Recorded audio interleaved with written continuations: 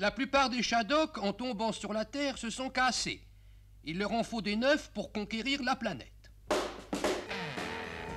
Alors, ils décidèrent de pondre des œufs de façon intensive et que tout le monde, d'ailleurs, s'y mettrait. Car chez les Shadocks, en ce temps-là, pour tout vous avouer, il n'y avait pas de Shadok madame et de Shadok messieurs. Tout le monde avait le droit de pondre des œufs. D'ailleurs, c'était facile. Pour pondre un œuf, il suffisait simplement de compter jusqu'à 4.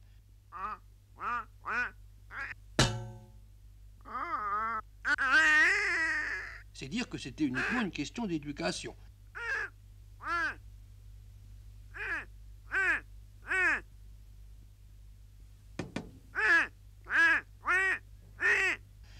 Ça avait quand même des inconvénients, surtout pour ceux qui étaient trop éduqués.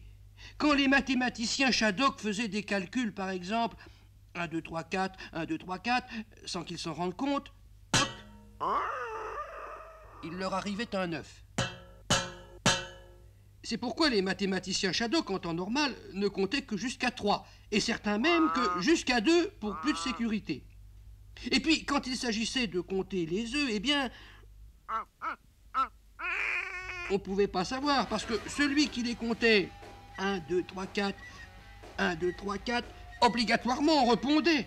Il fallait qu'il y en ait un autre qui passe derrière pour recompter, lequel à son tour, etc., etc., etc.